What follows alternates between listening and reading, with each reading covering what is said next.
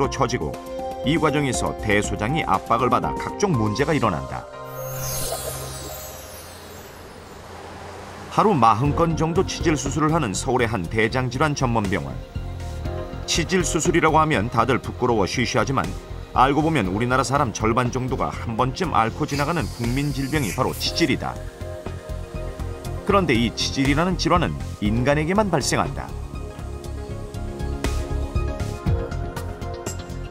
오로지 인간만이 치질로 고통받으며 1년에 27만여 명에 이르는 환자가 수술대 위에서 말 못할 고민을 해결하는 것이다. 이렇게 네 발로 할 때는 배 쪽으로 이렇게 편안하게 장이 쭉 놓여 있을 게 이제 똑바로 서니까 그 무게가 다 골반 쪽으로 이렇게 힘을 받게 돼요.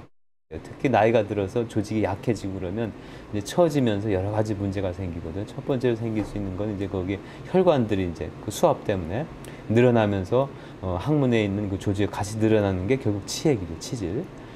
그다음에 이제 골반이 처지면서 장이 많이 이렇게 꺾여요, 골반 근처에서. 그렇게 되면 변 보는데 이게 장애가 와요. 직립보행은 대장의 움직임뿐만 아니라 혈액의 흐름까지 방해한다.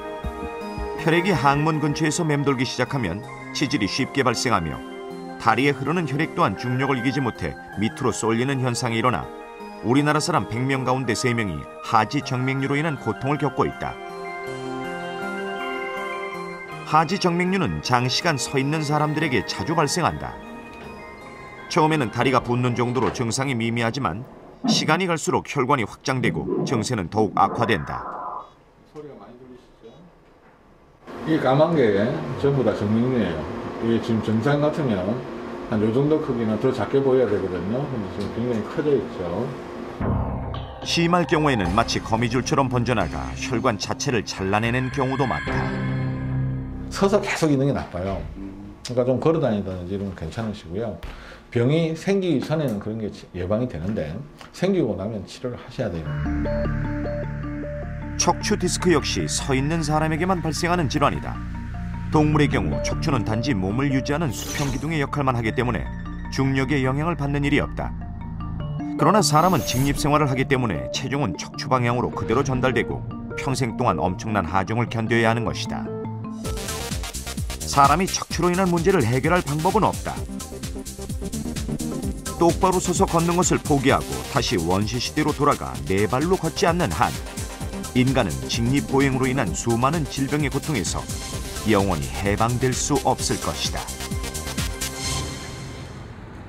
일찍이 진화론적인 관점에서 의학의 발전을 도모해온 미국 미시건 의대의 랜돌프 네스 교수 역시 인간은 진화의 산물에 불과하기 때문에 불완전한 척추를 가지고 살아갈 수밖에 없다고 말한다.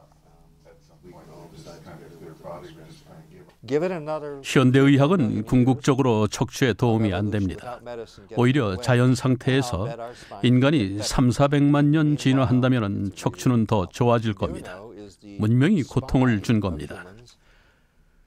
인간의 척추는 네 발로 기어다니는 유기체에서 진화했기 때문에 척추에는 2개의 곡선이 생겼는데 특히 의자에 오래 앉아 있으면 척추에 엄청난 압력이 가해져서 인구의 절반 이상에게 요통을 유발시킬 것입니다. 그렇다면 인간은 언제부터 2발로 걷는 새로운 시도를 감행한 것일까? 400만 년 전 지구는 끔찍한 건기를 맞는다. 지중해 해수면이 2km나 내려갈 정도였다. 숲이 초원으로 바뀌면서 인간은 맹수를 피해 숨을 곳조차 잃어버린다. 종족 전체의 위기가 찾아온 것이다.